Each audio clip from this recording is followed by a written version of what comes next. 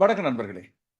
நான் என்னோடு சேர்ந்து பழகுவோர், சமூக வலைத்தளங்களில் சேர்ந்து இயங்குவோர், இது மட்டுமில்லாமல் வானொலி காலத்தில் என்னை தொடர்ந்தோர் ஆகியோரை கூட நண்பர்கள் என்று அழைப்பதுதான் வழக்கம். வயதுக்கு மூத்தவர்களாக இருந்தால் அவர்களுக்கான தனியான மதிப்பு கொடுப்பது வழக்கம். இந்த காணொளியை பற்றி மிக முக்கியமான ஒரு விடயத்தை சொல்ல வேண்டும். இது கட்டாயமாக சமூகத்தில் பதிவிட வேண்டிய, என்னால் உங்களுக்கு தர வேண்டிய சில விளக்கங்களோடும் சில வினாக்களோடும் வரக்கூடிய ஒரு காணொளி. சில கோபத்தை இங்கே வெளிப்படுத்த வேண்டும், சில உணர்வுகளை கொட்ட வேண்டும். இது மட்டுமில்லாமல் தெளிவான சில விளக்கங்களை ஆதாரத்தோடு வழங்க வேண்டும் என்பதற்காகத்தான் இந்த காணொளி. வழமையாக என்னுடைய விளையாட்டு காணொளிகள், செய்தி காணொளிகள் போல அல்லாமல், எங்களுடைய சமூகத்திலே விளையாடிக் கொண்டிருக்கின்ற ஒருவர், இந்த சமூகத்திலே புறந்தள்ளி ஒதுக்கி வைக்க வேண்டிய ஒருவர் விளையாட்டுத்தனமாகவும் விஷமத்தனமாகவும் பதிவிட்டு இப்போது பல பேர் வாழ்க்கையோடு விளையாடிக் கொண்டிருக்கின்ற ஒரு விடயத்தை பற்றி தெளிவுபடுத்த வேண்டியதாக இந்த காணொளி அமைகிறது. இந்த காணொளியை தர வேண்டிய தனி மனித பொறுப்பும் சமூக பொறுப்புணர்வும் எனக்கு இருக்கிறது. இதன் காரணமாக தான் இந்த விரிவான காணொளி. இதுல என்னுடைய தனிப்பட்ட விடயங்கள் மட்டுமே அல்லாமல் சமூகத்துக்கு தேவையான பல முக்கியமான விடயங்கள் இருக்கின்றன. அவற்றை நான் பகுதி பகுதியாக தருவது பொருத்தமானதாக இருக்கும், பல பேருக்கு வழிகாட்டக்கூடியதாகவும் இருக்கும் என்று நான் நம்புகிறேன். இதில் முக்கியமாக கடைசி பகுதி மிக பிரதானமானதாக இருக்கும். நான் ஒவ்வொரு விடயங்களாக கொண்டு வருகிறேன். நான் இப்படியான காணொளிகள் தேவையில்லை, புறமுதுகி தள்ளிவிடலாம், சட்டத்தின் மூலமான நடவடிக்கையை மட்டும் எடுத்துவிட்டு போகலாம் என்று யோசித்திருந்தேன். காரணம், என்னை பற்றி யாருக்கும் நிரூபிக்க வேண்டிய தேவை கிடையாது, என்னை அறிந்தோருக்கு. என்னால் அறியப்பட்ட ஒரு வட்டம் ஒன்று இருக்கிறது. அந்த வட்டத்தில் என்னை பற்றி நன்றாக தெரியும். 25 வருட காலமாக ஊடகத்துறையில் இருந்திருக்கிறேன். அதன் மூலமாக என்னுடைய முகம் பல பேருக்கு தெரிகிறதோ இல்லையோ, குரல் மூலமாக அறிமுகமாக இருக்கிறேன், பெயரளவில் தெரியும். என்னை பற்றி அறியாத ஒரு சிலரும் இருந்தால் அவர்களுக்கும் கட்டாயமாக என்னை பற்றி அறிமுகப்படுத்த வேண்டும். என்னுடைய முழுமையான பெயர் ரகுபதி பாலஸ்ரீதரன் வாமலோச்சனன். என்னுடைய குடும்பத்தின் மூலமான அடையாளம் வேண்டாம், என்னை பற்றி தனியான அடையாளமாக ARV ரோஷன் என்ற ஒரு ஒலிபரப்பாளனாக, இப்போது சமூக வலைத்தளத்தில் இயங்குவனாக, சட்டம் பயில்பவனாக நான் இந்த சமூகத்திலே வாழும் ஒரு பொறுப்பான நட்பிரஜை. இப்போது சமூக வலைத்தளங்களிலே என்னை பற்றி அவதூறு பரப்பிய ஒருவர் ராமநாதன் அர்ச்சுனா. அவரது பெயரை பற்றி சொல்வதில் எனக்கு எந்த தயக்கமும் கிடையாது. காரணம், நான் அவருக்கு எதிராக சட்ட நடவடிக்கையை இப்பொழுது முன்னெடுத்திருக்கிறேன். சட்ட நடவடிக்கையோடு இந்த விடயத்தை சட்டம் பார்த்துக் கொள்ளும். என்னை பற்றி அறிந்தோருக்கு இதை பற்றி சொல்ல வேண்டிய தேவையில்லை. காரணம், அவர்கள் யாரும் இதை பற்றி என்னிடம் கேள்வி எழுப்பவே இல்லை. எனவே இதை கடந்து செல்லலாம் என்று யோசித்திருந்த போதிலும் உங்களில் பலர் கேட்டுக்கொண்டது கிடங்க. அதுபோல ஒரு சிலர், இந்த விஷம விளையாட்டுகளை நம்பி ஏமாந்து கொண்டிருக்கின்ற ஒரு சிலர் இதை பற்றி மேலும் அறிந்து கொள்ள விரும்பிய காரணத்தால் சில முகத்திரைகளை கிழித்து போடலாம் என்று இந்த காணொலியோடு வருகிறேன். இந்த விஷமத்தனமான விளையாட்டுகளுக்கு முற்றுப்புள்ளி வைக்கின்ற முதலாவது நபராக நான் இருக்கட்டும். என்னை எத்தனை பேர் தொடர்ந்தாலும் அவர்களுக்கு உதவி வழங்க நான் இங்கே காத்திருக்கிறேன். ராமநாதன் அர்ச்சுனா, இந்த பெயரை பற்றி நான் சொல்வதில் எந்த தயக்கமும் கொள்ள மாட்டேன். காரணம், சட்டத்தின் மூலமாக நடவடிக்கை எடுத்திருக்கிறேன், நீதிமன்றத்தின் மூலமாக சந்திக்க போகிறேன். அதற்கான தெளிவான ஆதாரங்கள் என்னிடம் இருக்கின்றன. இவரை பற்றி எனக்கு தெரியும். எப்போது சாவகச்சேரி வைத்தியசாலையின் பிரச்சனை ஆரம்பித்த அந்த காலத்தில், அது வரைக்கும் இப்படி ஒரு பெயரில் ஒரு நபர் இருந்தார் என்று சொல்லி கூட எனக்கு தெரியாது. ஜூலை மாதம் 7ஆம் தேதி என்னால் முதல் தடவையாக யூடியூப் செய்தி காணொலியில் செய்தியாக பதிவிடப்பட்ட விவகாரம் அந்த சாவகச்சேரி வைத்தியசாலை விவகாரம். ஜூலை 7, 8, 9 ஆகிய நாட்களும் இதை பற்றிய செய்திகளை பதிவிட்டிருந்தேன். அவர் இப்போது பல பேருக்கு சொல்லிக் கொண்டிருப்பது போல யூடியூப் கண்டென்ட்ஸாக நான் எப்போதும் பயன்படுத்தியது கிடையாது. மாறாக மக்களுக்கு தெளிவான செய்திகளை சொல்ல வேண்டும் என்ற அடிப்படையில் அதை தெளிவான செய்திகளாக கொண்டு வந்திருந்தேன். ஜூலை 8, 9ஆம் தேதிகளில் இவர் என்னை பற்றி அவதூறு பதிவுகளை இடுகிறார். 2019ஆம் ஆண்டு தன்னுடைய குடும்பம் பிரிவதற்கான காரணம் வந்து என்னை குறிப்பிடுகின்றார். அந்த வேளையில் எனக்கு என்ன நடந்தது, எதை பற்றி சொல்கிறார் என்று எதுவுமே புரியவில்லை. 5 வருடங்களுக்கு பிறகு ஒருவர் ஒரு புதிய விடயத்தோடு வருகிறார். நான் இதுவரை கேள்விப்படாத ஒரு விடயத்தை பற்றி கொண்டு வருகிறார் என்று உண்மையில் ஆச்சரியப்பட்டு போனேன், அதிர்ந்து போயிருந்தேன். உடனடியாகவே என்னுடைய சட்டவாடரை தொடர்பு கொண்டு இது பற்றிய விடயங்களை எவ்வாறு கையாள்வது என்பது குறித்த முதற்கட்ட ஆலோசனைகளை பெற்றிருந்தேன். காரணம், இது வேடிக்கை விளையாட்டு கிடையாது. கிரிக்கெட் விமர்சனங்களோ, திரைப்பட விமர்சனங்களோ, அரசியல் ரீதியான பதிவுகளோ, நண்பர்களுக்கிடையே பதிவிட்டு விளையாடுவது போன்ற விளையாட்டு கிடையாது. வாழ்க்கையோடு விளையாடக்கூடிய மிக சீரியஸான ஒரு விடயம். எனவே இதை எவ்வாறு கையாள்வது என்று பார்த்திருந்தேன். இவரை பற்றிய செய்தி விமர்சனங்களை நான் நிறுத்தவில்லை. நேற்றைய நாளில் நான் LOD என்று சொல்லப்படுகின்ற லெட்டர் ஆஃப் டிமாண்ட், இழப்பீட்டு கோரிக்கை கடிதத்தை மானநஷ்ட வழக்கு பற்றி இவருக்கு அனுப்பிய பிறகு இவர் குறிப்பிடுகின்ற விடயம் முற்றுமுழுதாக மாறுபட்டதாக இங்கே இருக்கிறது. அதற்கு முதல் ஒரு சில விடயங்கள் இங்கே தெளிவுபடுத்தி விட்டு போக வேண்டும். 5 ஆண்டுகளுக்கு முதல் நடந்த இந்த விடயம் குறித்து எனக்கு எப்போதுமே எதுவுமே தெரியாது. 5 ஆண்டுகளுக்கு முதல் ஏன் இவர் இதை பற்றி என்னிடம் கேட்கவில்லை என்ற கோபம் இப்போது என்னால் கேட்கப்படுகிறது. அதற்கு பிறகு ஆகஸ்ட் 27, 28, 29 ஆகிய நாட்களில் இவர் மிக தீவிரமாக, மிக அவதூறாக, கடுமையான வார்த்தை பிரியங்களோடு கேவலமான குற்றச்சாட்டுகளை தன்னுடைய பேஸ்புக் லைவ் காணொலிகளில் முன்வைக்கிறார். அத்தனை ஆதாரங்களும் என்னிடம் இருக்கின்றன. அவற்றை சட்ட ரீதியாக இப்பொழுது அணுகிக் கொண்டிருக்கிறேன். இதற்கு இப்போது அவர் சொல்கின்ற பதில் என்ன? தன்னிடம் ரெக்கார்டிங் ஆதாரங்கள் இருப்பதாக குறிப்பிடுகிறார். அதுபோல தன்னிடம் வேறு பல ஆதாரங்கள் இருப்பதாக குறிப்பிட்டார். இதுவரைக்கும் இவர் பல பேர் மீது சுமத்திய குற்றச்சாட்டுகளுக்கு எந்த விதமான ஆதாரத்தையும் இவர் வெளிப்படுத்தவில்லை. நீதிமன்றத்திலும் கூட விசாரணைகளிலும் கூட இவர் வெளிப்படுத்தவில்லை என்று செய்திகள் வெளியாகி இருக்கின்றன. அப்படியேதான் என்னுடைய விடயத்திலும் இவர் இதுவரைக்கும் தான் காண்பிப்பதாக சொன்ன என் மீது சுமத்திய குற்றச்சாட்டுகளுக்கு எந்த ஒரு ஆதாரத்தையும் இதுவரை வெளியிடவில்லை. ஒரு வார்த்தை கதைத்தால் ஆதாரங்களை வெளியிடுவதாக இவர் சொன்ன ஒரு காணொலியும் என்னிடம் கிடைத்திருக்கு. தகாத வார்த்தை பிரயோகங்களையும் பயன்படுத்தியிருந்தார். இந்த குற்றச்சாட்டில் என்னை இவர் எதற்கு இழுத்தார், எந்த ஆதாரத்தில் என் மீது பழி போட்டிருக்கிறார் என்பது குறித்த கேள்விகளை நான் இப்பொழுது உரிமையோடு எழுப்புகிறேன். இதைத்தான் சட்ட ரீதியாக நான் இப்பொழுது அணுகியிருக்கிறேன். அதற்கு பிறகு நேற்றைய நாளில் என்னுடைய லெட்டர் ஆஃப் டிமாண்டோடு குறிப்பிட்டு குற்றவியல் திணைக்களத்தில் பதிவிட்டிருக்கின்ற விடயத்துக்கான எனக்கு அதை ஏற்றுக்கொண்டோம் என்று குறிப்பிட்ட பற்றுச்சீட்டையும் நான் இணைத்து பதிவிட்டிருந்தேன். அதில் இன்னும் பல விடயங்களை சொல்லியிருந்தேன். இவர் ஆரம்பத்தில் என் மீது சுமத்திய குற்றச்சாட்டுகள் என்ன? மிக மோசமான குற்றச்சாட்டுகள். இதை சமூகம் இலகுவாக நம்பிவிடும். இந்த சமூகத்தில் இருக்கின்ற மிக பரிதாபகரமான விடயம் என்னவென்று சொன்னால், ஒரு ஆண் மீது இப்படியான கேவலமான குற்றச்சாட்டுகள் சுமத்தும் போது இப்படியாகத்தான் இருக்கும், அவர் அப்படிப்பட்டவராகத்தான் இருப்பார், இந்த ஊடகத்துறையை இப்படித்தான் என்று சொல்லி இலகுவாக பொதுமைப்படுத்தி அந்த குற்றச்சாட்டிலே இலகுவாக நம்பி விடுவார்கள். அப்பழுக்கற்ற இந்த வெள்ளை சட்டை போல தூய்மையான மனது கொண்டவர்களாக இருந்தாலும் கூட சுமத்தப்படுகின்ற குற்றச்சாட்டுகளை இலகுவாக நம்பிவிடக்கூடிய ஒரு ஆபத்து இங்கே இருக்கு. அப்படியான ஆபத்தான குற்றச்சாட்டு தான் அது. பெண்களோடு உரையாடிய ஒலிப்பதிவுகள் இருக்கின்றன. தகாத முறையில் உறவாட அழைத்த ஒலிப்பதிவுகள் இருக்கின்றன. ஒலிப்பதிவுகள் கவனித்துக் கொள்ளுங்கள், ஒலிப்பதிவுகள் இருக்கின்றன. இப்படியான விடயங்களை மொட்டைத்தனமான ஸ்கிரீன்ஷாட் ஒன்றையும் ஆரம்பத்திலே பதிவிடுகிறார். இவர் தகாத வார்த்தை பிரிவுகள் கொண்டு என்ன அழைத்திருந்தார். ரத்தம் சூடானது, வலிமையாக வருகின்ற கோபம் இருந்தது. ஆனால் இந்த அறக்கோபத்தை காட்டுகின்ற சேர் அடிக்கின்ற இடம் குளையாடி சண்டையல்ல இந்த பேஸ்புக். நான் எவ்வளவு நாகரிகமாக எப்படி கண்ணியமானவராக இத்துவரை காலம் நடந்திருக்கிறேன் என்பதற்கு இந்த 25 வருட கால ஊடகத்துறையில் அப்பழுக்கற்ற முறையில் நான் நடந்து கொண்டதற்கான காரணங்களும் சாட்சியங்களும் இங்கே இருக்கிறேன். 2-3 ஊடகங்கள் மாறிய போதிலும் கூட, ஊடக வாழ்வை விட்டு விலகிய போதிலும் கூட, நானாக ஒலிபரப்பில் இருந்து விலகி சட்டத்துறையை இப்பொழுது ஒரு மாணவனாக கற்றுக்கொண்டிருக்கும் போதிலும் கூட, நான் அந்தந்த உரிமையாளர்களை சந்தித்து அவர்களிடம் உத்தியோகபூர்வமாக கடிதம் கொடுத்து நற்சான்றிதழோடு தான் விலகி இருக்கு. இதை யாரிடம் வேண்டுமானால் நீங்கள் கேட்டுக்கொள்ளலாம். வேறு எந்த குற்றச்சாட்டுகளும் என் மீது ஊடகத்துறை சார்ந்து இதுவரைக்கும் கிடையாது, ஒழுக்க ரீதியாக கிடையாது. இதை நான் வெளிப்படையாக சொல்ல வேண்டிய விடயம் என்னை பற்றி அறியாதவருக்கும் சேர்ந்து. அப்படி இருக்கின்ற போது இவர் சுமத்திய இந்த குற்றச்சாட்டுகள் என் மீதான அவப்படிகள், இத்தனை காலமும் நான் வைத்திருந்த நற்பெயர், என்னிடம் இருந்த நல்ல குணங்கள் ஆகியவற்றுக்கு இழுக்காக அமைந்த ஒரு விடயம் என்றுதான் 100 மில்லியன் ரூபாய்களை, இது மிக குறைந்த தொகை, உண்மையில் எனக்கு ஏற்பட்ட இழப்பும் எனக்கு ஏற்பட்ட மன அமைதியின்மையும் என்னுடைய குடும்பத்தாருக்கு ஏற்பட்ட இந்த அழுத்தங்களும் இதை விட மிக பெருமதி வாய்ந்தவை. அதை யாராலும் எப்போது மீட்டு தர முடியாது. உங்களில் ஒரு சிலர் இதை நம்பி இருக்கலாம். ஒரு சில முட்டாள்தனமாக அவரை தொடர்கின்ற பல பேரும், அதுபோல ஃபேக் ப்ரொஃபைல்ஸ் மூலமாக எங்கே என்ற சந்தர்ப்பம் காத்திருந்த பல பேரும் இதை இன்னமும் நம்பிக்கொண்டிருக்கலாம். இல்லாவற்றால் நம்புவதாக நடிக்கலாம், எங்கே என்று தருணம் பார்த்திருக்கலாம். அதுக்கெல்லாம் இழப்பீடு கிடையாது. ஆனால் இந்த இழப்பீடானது ஒரு முன்னுதாரணமாக அமைய வேண்டும் என்றுதான் 100 மில்லியன் ரூபாய்களை, இதை அவரால் செலுத்த முடியுமோ தெரியாது, அதை இழப்பீடாக நான் கூறியிருக்கிறேன். இந்த இழப்பீட்டு கோரிக்கைக்கு பிறகு அவர் அளித்திருக்கின்ற பதில், தன்னுடைய பேஸ்புக் மூலமாக அளித்திருக்கின்ற பதில் எப்படிப்பட்ட மாறுபாடானது? இப்படிப்பட்ட ஒருவரை நீங்கள் உங்களில் ஒரு சிலர் நம்புகின்றீர்களா என்று நான் கேள்வியாகவும் கேட்க இருக்கிறது. அவர் பதில் போடுகிறார். இந்த பதிவை இப்போது தான் பார்த்தேன் என்று நான் போட்ட பதிவுக்கு ஒரு 2-3 மணித்தியாலங்களுக்கு பிறகு பதிவிட்டிருந்தார். சமூகத்திலேயே நல்லவர்கள் என்று தாங்களை அடையாளப்படுத்திக் கொண்டு அவர்கள் செய்கின்ற திருகுதாளங்கள் வெளியால் வருகின்ற போது அதை மூடி மறைப்பதற்காக தாங்களே 1-2 கடிதங்களை அனுப்புவது முட்டாள்தனமானது. சட்ட ரீதியாக என்னுடைய சட்டத்தரணியினால் அனுப்பப்பட்ட கடிதத்தை இவ்வாறு அவர் குறிப்பிடுகிறார். முதலாவது, இவ்வாறான மான நஷ்ட வழக்கை தான் முதலில் தொடுத்திருக்க வேண்டும் என்று குறிப்பிடுகிறார். என் மேல் சம்பந்தப்பட்ட நபர் தன்னுடைய பிரத்யேக யூடியூபில் அவதூறான செய்திகளை பரப்பிய போது நான் அதற்குரிய பதிலை சொல்லியிருந்தேன் என்று குறிப்பிடுகிறார்.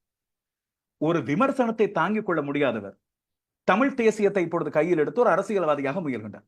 என்ன வேடிக்கை! நான் இட்ட காணொளிகள் எந்த விதத்தில் மாற்றங்கள் இல்லாமல் அப்படியே இந்த யூடியூப் தளங்களில் இருக்கின்றன. செய்திகளாக நான் பதிவிட்டிருந்த விடயங்கள், முதல் 3 நாட்கள் இவர் எடுத்த அந்த சாவகச்சேரி வைத்தியசாலை புரட்சி, அது மக்களுக்கானது. அங்கே இருக்கின்ற சில விடயங்களை இவர் சுட்டிக்காட்டியிருந்தார். அந்த வைத்தியசாலையில் இருந்த குளறுபடிகள் போன்ற விடயங்களை அப்படியே பதிவிட்டிருந்தேன். வைத்தியசாலை தரப்பையும் அணுகி 3வது நாள் இதை பதிவிட்ட வேளையில் தான் இவருக்கு கோபம் தலைக்கிறது. அதைத்தான் இவர் அவதூறுகள் என்று குறிப்பிடுகிறார். இவரை பற்றி தனியான அவதூறுகள் ஏதாவது நான் அந்த காணொலிகளில் சொல்லி இருக்கிறேனா? நீங்கள் அவதானித்து பார்க்கலாம். சட்டத்தின் கவனத்துக்கும் அதை கொண்டு வருகிறேன். இவரை பற்றி தனிப்பட்ட அவதூறுகளை நான் சொல்வதாக இருந்தால் உடனடியாகவே அந்த சாவகச்சேரி வைத்தியசாலை விடயம் வெளிப்பட்ட விடையில் எனக்கு தனிப்பட்ட முறையில் அனுப்பப்பட்ட ஏராளமான விடயங்கள் இருக்கு. நான் ஆனால் இந்த கோசிப் கேரியர் கிடையாது. இவரை போல அவதூறான விடயங்களை ஆதாரம் இல்லாமல் மற்றவர்கள் மீது சுமத்துபவன் கிடையாது. யாரை பற்றியும் இதுவரைக்கும் கிசுகிசுவாக கூட நான் வேடிக்கையான விடயங்களை கூட பகிர்ந்தது கிடையாது. தனியே இந்த கிரிக்கெட் இல்லாவிட்டால் சினிமா அரசியல் சார்ந்த விடயங்களாக பொதுப்படையாக பேசுகின்ற விடயங்களை தவிர தனிப்பட்ட ஒரு மனிதரை பற்றி தவறாக நான் பொது வெளியில் மட்டுமல்ல நண்பர்களோடு கூட கதைத்தது கிடையாது. இவரது வைத்தியசாலை விடயங்கள், தனிப்பட்ட விவகாரங்கள், ஹட்டன் விடயங்கள் என்று பல்வேறு விடயங்கள் எனக்கு வரப்பட்டது. நான் அதை எதையும் வெளியே எங்கேயும் பகிர்ந்திருக்கவில்லை. அதுதான் அவதூறு என்று சொல்லப்படுவது. மாறாக இவர் நடந்து கொண்ட விதங்கள் குறித்து, நிர்வாக ரீதியாக இவர் செயற்பட்ட விதம் குறித்து விமர்சனங்களை செய்திகள் வாயிலாக முன்வைக்கலாம். அதை விமர்சன ரீதியாக இவர் எடுத்துக் கொண்டிருக்க வேண்டும். இவர் குறிப்பிடுகிறார், அவதூறான செய்திகளை பரப்பிய போது அதற்குரிய பதிலை தான் சொல்லியிருந்தார். அவதூறான செய்திகளை நான் பரப்பியிருந்தாலும் கூட இவர் அதற்குரிய பதிலை சொன்ன விதம் எவ்வாறு என்பதை நீங்கள் அவருடைய பதிவுகளை பார்த்து அறிந்து கொள்ளலாம். எவ்வளவு கேவலமாக பேசியிருந்தார். ஒரு சமூகத்திலே பொறுப்பு வாய்ந்த நபராக செயற்பட்டுக் கொள்கிற என்னை பற்றி ஆதாரம் இல்லாமல் இவர் இவ்வாறு பதிவிட்டிருக்கலாம். இது என்னுடைய முதலாவது கேள்வி. அடிப்படை அறிவு கூட இல்லாத சம்பந்தப்பட்ட நபர் என்னை பற்றி குறிப்பிடுகிறார். இதற்கும் தனியாக மான நஷ்ட வழக்கு இவர் மீது நான் தொடுக்கலாம். என்னுடைய பெயரை பாவித்து கீழுள்ள ஸ்கிரீன்ஷாட்டை எழுதியுள்ளார் என்று சொல்லி அவர் குறிப்பிடுகிறார். அதற்கு முன்னர் கூட எனது பெயரை பாவித்து சம்பந்தப்பட்ட முட்டாள் தனது யூடியூப் தளத்தில் வீடியோ ஒன்றினை வெளியிட்டிருப்பதை நீங்கள் பார்க்க முடியும். வரிக்கு வரை இவருடைய வசனங்களை எடுத்து நான் அதை கூட நீதிமன்றத்திலே சட்ட ரீதியாக அணுகலாம் என்பதை இங்கே சுட்டிக்காட்ட விரும்புகிறேன். குறிப்பிட்ட நபர் நேற்றைய நாளில் சமூக வலைத்தளத்தில் பதிவிட்ட அந்த பதிவை பற்றி நாங்கள் முழுமையாக அறிந்து கொள்வது முக்கியமானது என்று நான் நம்புகிறேன். உங்களில் பல பேர் பார்த்திருக்க மாட்டீர்கள். நான் ஆரம்பத்திலே இந்த விடயம் பற்றி பெரிய அளவில் இவர் ஆரம்பத்திலே என்னுடைய யூடியூப் பதிவுகளை இட்டு முறைகேடாக பயன்படுத்திய 3 பதிவுகளை நான் ஸ்கிரீன்ஷாட் எடுத்து வைத்துக் கொண்டேன். எனக்கு எங்கேயாவது தேவைப்படும் என்று. ஆனால் அதை பற்றி நான் பெரிய அளவில் அலட்டிக் கொள்ளாததுக்கான மிக முக்கியமான காரணம் ஒன்று இருந்தது. என்னுடைய சட்டவாளர் குறிப்பிட்ட ஒரு விடயமும் என்னுடைய குடும்பத்தவர் சொன்ன விடயமும், இவர் இதை தன்னுடைய பேஸ்புக்கிலே பதிவிட்டு ஒரு 100 பேர் 150 பேருக்கு போகும் விடயம். நான் அதை பற்றி இன்னும் விளம்பரப்படுத்தினால் இன்னும் 1000 பல ஆயிரம் பேருக்கு போய் சேரும். தேவையில்லாமல் ஏன் ஒருவருக்கு, ஒரு விளம்பர பிரியருக்கு விளம்பரத்தை எடுத்துக் கொடுக்கின்றீர்கள் என்றுதான் அவர்கள் கேட்டிருந்தார். இதனால் தான் தவித்துக் கொண்டேன். ஆனால் இப்போது இந்த விடயமானது கொஞ்சம் அளவு தாண்டி போய் எனக்கு தனிப்பட்ட முறையில் சேரடிப்பதாகவும் என்னுடைய குடும்பத்தின் மன நிம்மதி குலைவதற்கான காரணமாகவும் இருக்கும்போதுதான் இந்த சட்ட நடவடிக்கை மேற்கொண்டேன் என்பதை பற்றி இப்போது இங்கே குறித்து காட்ட விரும்புகிறேன். அதுபோல இது வேறொருவருக்கு நடந்துவிடக் கூடாது. என்னால் ஒரு சட்டவாளரை அணுகி இந்த விடயங்களை அடுத்தடுத்த கட்டங்களுக்கு கொண்டு செல்ல நேரம் ஒதுக்கிக் கொள்ளக்கூடியதாக இருக்கிறது. என்னுடைய தனிப்பட்ட நிதியினை பயன்படுத்தக்கூடியதாக இருக்கிறது. எல்லோராலும் இது முடியுமா என்றால் அது சந்தேகம். எனவே இதற்கான முற்றுப்புள்ளி வைப்பதற்கான ஆரம்ப புள்ளியாக நான் இருக்கிறேன். என்னை பற்றி இன்னும் தரக்குறைவான விமர்சனங்கள் இவர் முன்வைக்கலாம். முன்வைத்தால் அதற்கு நடவடிக்கை எடுப்பேன் என்பதை இங்கே சுட்டிக்காட்டுகிறேன். இப்போது அந்த அவரது பதிவின் ஒரு சில விடயங்களை இங்கே பார்ப்போம்.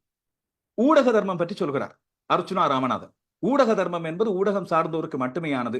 இவ்வாறான பெண் பிள்ளைகளின் வாழ்க்கையை அழிக்கின்ற அயோக்கியத்தனமான மடையர்களுக்கு ஊடக தர்மம் பற்றி தெரிந்திருக்க வாய்ப்பில்லை என்று சொல்லி குறிப்பிடுகிறார். மீண்டும் இந்த விடயத்தை நான் சட்ட ரீதியாக அணுகுகிறேன். இந்த விடயம் பற்றி பல்வேறு ரெக்கார்டிங் பதிவுகள், ஆதாரங்கள் தன்னிடம் இருப்பதாக அவர் சொல்லியிருந்தார். நீதிமன்றத்தில் சட்டத்தால் நிரூபிக்கக்கூடிய ஆதாரமிக்க ஒரிஜினலான அப்படியான ஆதாரங்கள் இருந்தால் தயவு செய்து வெளியே கொண்டு வருமாறு நான் துணிச்சலாக இங்கே கேட்கிறேன். இது மிக முக்கியமான ஒன்று. என் மீது சேரடிக்க காத்திருக்கின்ற சில பேருக்கு வாய்க்கு அரிசியாக இவர் போடுகின்ற ஒரு சில விடயங்களாக இப்படியான விடயங்களை நான் கடந்து செல்ல முடியாது. இனிமேல் தொடர்ச்சியாக அடிப்படை அறிவு கூட இல்லாத சம்பந்தப்பட்ட நபர் என்னுடைய பெயரை பாவித்து கீழுள்ள ஸ்கிரீன்ஷாட்டை எழுதியுள்ளார். சரி, ஸ்கிரீன்ஷாட்டை எழுதியுள்ளார். அதற்கு பிறகு அவர் தன்னுடைய பதிவிலே சொல்கிறார், அதற்கு முன்னர் கூட எனது பெயரை பாவித்து சம்பந்தப்பட்ட முட்டாள் தனது யூடியூப் தளத்தில் வீடியோ ஒன்றினை வெளியிட்டிருப்பதை நீங்கள் பார்க்க முடியும் என்று எழுதுகிறார். அந்த முட்டாள் என்னை சொல்கிறார். இதையும் நான் சட்ட ரீதியாக அணுகுகிறேன். ஒன்றல்ல, பல வீடியோக்களை நான் செய்திகளாக பதிவிட்டிருக்கிறேன். அதில் இருக்கின்ற உண்மைத்தன்மைகளை பற்றி மக்கள் அறிவார்கள். அதில் உள்ள நேர்மைத்தன்மை, என்னுடைய செய்தி விமர்சனங்களின் நேர்மைத்தன்மை பற்றி என்னை தொடர்வோர் அறிவார்கள். சாவகச்சேரி வைத்தியசாலை விவகாரத்தை நான் ஆரம்பத்திலே தொட்ட வேளையில் எனக்கு பழக்கமான 1000 வைத்தியர்கள் இருக்கின்றார், நல்ல நண்பர்கள் இருக்கின்றார், வெளிப்படையாக பேசக்கூடிய, கல்வி கற்ற, படித்து தேர்ந்த மிகச்சிறந்த பல வைத்தியர்கள் இருக்கின்றார்கள். வடக்கிலும் சரி, தெற்கிலும் சரி, எல்லா இடங்களிலும் சரி, எல்லா மொழிகளும் பேசுகின்ற மருத்துவர்கள். அந்த மருத்துவர்கள் சொன்னார்கள், இவரை நம்பி இப்படியான விவகாரம் ஒன்று எடுக்க வேண்டாம் என்று ஆரம்பத்திலே சொல்லியிருந்தார். இவர் தனக்கென்று தனிப்பட்ட புகழொன்றை சேர்ப்பதற்காக ஒரு முக்கியமான சென்சிட்டிவ் விவகாரத்தை கையில் எடுக்கிறார். கடைசி நேரத்தில் அத்தனையை மாற்றி தன்னுடைய சுயநலத்துக்காக பயன்படுத்துவார் என்று சொன்ன பல வைத்தியர்கள் என்னுடைய நண்பர்கள் இருக்கின்றார். நான் இவரை போல ரெக்கார்டிங் ஒன்றும் கால் ரெக்கார்டிங் ஒன்றும் செய்வதில்லை என்ற காரணத்தால் அதற்கான ஆதாரங்கள் இல்லை. அதுபோல அந்த வைத்திய நண்பர்களை நான் பெயரை இட்டு அவர்களை பற்றி சொல்ல போவதில்லை. ஆனால் இந்த விடயம் 3வது 4வது நாளில் ஒரு தளம்பு நிலை அடைந்த வேளையிலும் இவர் இதை தன்னுடைய தனிப்பட்ட நலனுக்காக பயன்படுத்துகிறார். வந்த நோக்கம் தாண்டி, வந்த குறிக்கோள் தாண்டி வேறொரு பக்கமாக இந்த விடயம் திரும்புகிறது. அரசியல்வாதிகளை குறிவைக்கிறார், தனிப்பட்ட கோபத்தை காட்டுகின்ற சில வைத்தியர்கள் மீது குறிவைக்கிறார், பொதுமக்களை பலிக்கடாக்குகிறார் என்று தெரிந்த பிறகு நான் இந்த விடயத்தில் தெளிவான ஒரு நிலைப்பாடு ஒன்றை எடுத்தேன். இவருக்கு எதிராக அல்ல, மக்களுக்கு எதிராக அல்ல, மக்களது நிலைப்பாட்டில் நின்று நான் இப்போதும் என்னுடைய செய்திகளை மக்களது நிலைப்பாட்டிலிருந்து அந்த ஃப்ரம் த கிரவுண்ட்ஸ் யதார்த்த நிலையை சரியான முறையில் எடுத்துச் சொல்வது. அந்த இடத்திலே தான் வைத்தியர் முரளி வலிபுரநாதன் அவர்களது கருத்தை பதிவு செய்திருந்தேன். அங்கே சாவகச்சேரி மருத்துவர்கள் சொல்கின்ற விடயம், யாழ்ப்பாண வைத்தியசாலை, அதுபோல இலங்கையின் சுகாதாரத்துறை போன்ற சகல இடங்களிலிருந்தும் அந்த கருத்துக்களை பதிவு செய்திருந்தேன், மக்களுடைய கருத்துக்கள் உட்பட. இதுதான் அவருக்கான கோபத்தை கிளறிய விடயமாக இருந்திருக்க வேண்டும் என்று சொல்கின்றார். தன்னை பற்றி அவதூறாக விமர்சித்தேன் என்று சொல்வது எங்கே? செய்திகளை நான் விமர்சன ரீதியாக கொண்டு வந்தது. தொடர்ந்து அவருடைய பதிவை பார். இவ்வாறான முட்டாள்தனமான கடிதங்களை 100 மில்லியன் அல்ல 1000 மில்லியன்கள் கேட்ட கடிதங்களை கூட என்னால் அனுப்ப முடியும். தாராளமாக நீங்கள் அனுப்பலாம். என் மீதான ஒரு அவதூறு விடயமாக இருந்தால் நீங்கள் நிரூபித்து உங்களது சட்டவாளர் மூலமாக ஒரு அவதூறு கடிதம் ஒன்றை அனுப்பலாம். அதை எதிர்கொள்ள நான் இப்போதும் சட்ட ரீதியாக காத்திருக்கிறேன். நான் அனுப்பிய இந்த கடிதத்துக்கான சட்ட ரீதியான பதிலை நீங்கள் எதிர்கொள்ள வேண்டியிருக்கு. அதற்கு பிறகு அவர் குறிப்பிடுகிறார், தானாகவே தனது யூடியூப் தளத்தில் என்னை விமர்சித்து எழுதிவிட்டு பின்பு அதற்கான பதிலை நான் கொடுத்த போது மன அழுத்தத்தில் சம்பந்தப்பட்ட நபர் எழுதியிருப்பது திட்ட தெளிவு என்று சொல்லி சொல்கிறார். மன அழுத்தத்தில் நான் எழுதியிருக்கிறேன், தான் கொடுத்த பதில் என்று அவர் சொல்கின்ற பதில் என்ன? அவதூறான பதில், மிக மோசமான அவதூறு, குடும்பத்தை பிரித்தேன் என்ற அவதூறு. இதற்கான எந்த ஒரு சாட்சியங்களும் இதுவரை நிரூபிக்கப்படவில்லை என்பதை ஏலவே நான் சொல்லியிருந்தேன். இவருடைய குடும்ப விவகாரம் 2019ஆம் ஆண்டு நடந்தது என்று ஒரு பக்கம், 2018ஆம் ஆண்டு நடந்தது என்று முதல் பதிவிலே குறிப்பிடுகிறார். அந்த விடயங்களை பற்றி 5 வருடங்களுக்கு பிறகு இப்போது திடீரென்று முடைத்து புதிதாக என்னை பற்றி குற்றம் சுமத்துவது எனக்கு ஆச்சரியமானது மட்டுமல்ல, எனக்கு கோபத்தை தருவதாகவும் இருக்கு. இது அடிப்படையற்றது ஒரு பக்கம். இதையும் சட்ட ரீதியாக எதிர்கொள்ள வேண்டி இருக்கிறது எனக்கு.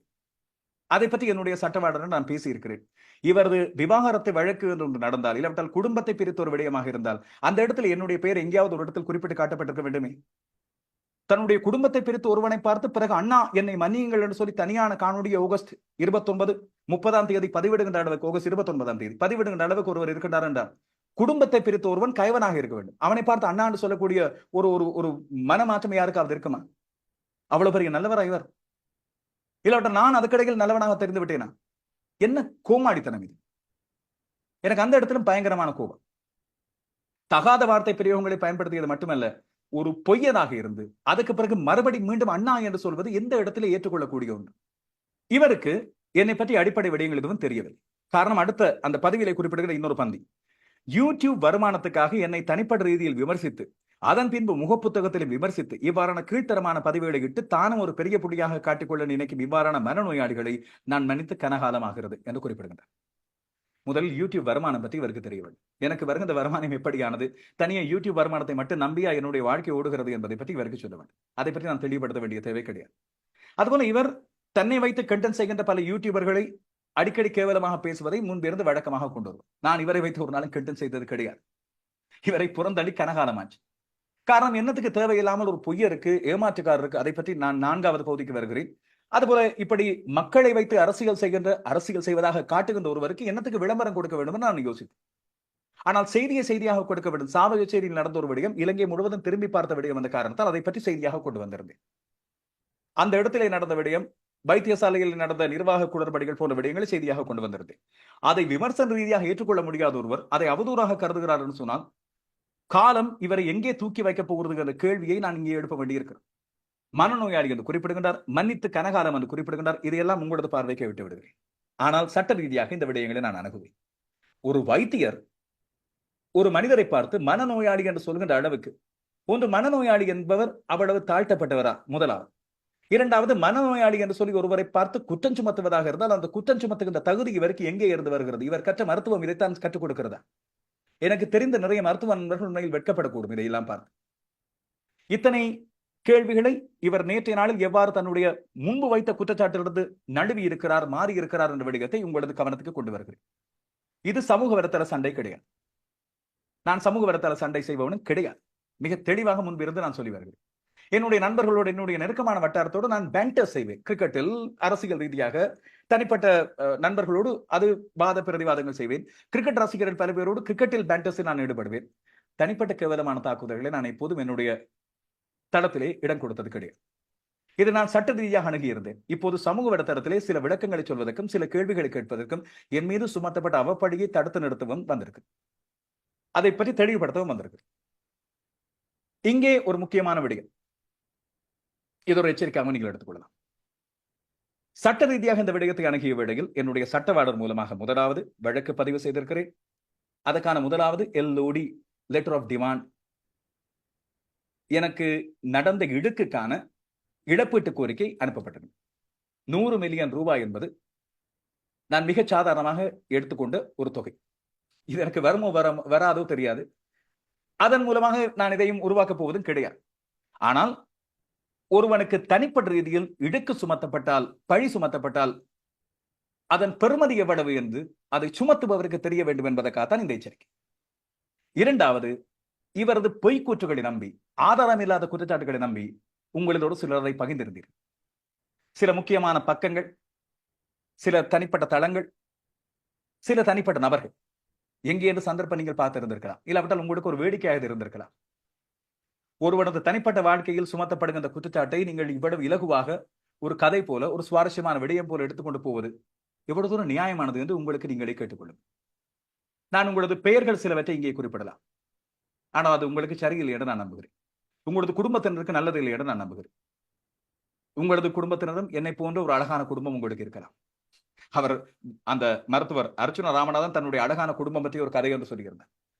எனக்கு அவரையே தெரியாது என்று வரும்போது, அந்த குடும்பத்தை குறைத்தவனாக நான் இருப்பது என்று வரும்போது நிறைய பேர் என்னை திட்டி தீர்த்திருப்பீர்கள், அறியாதவர்கள் என்னை பற்றி.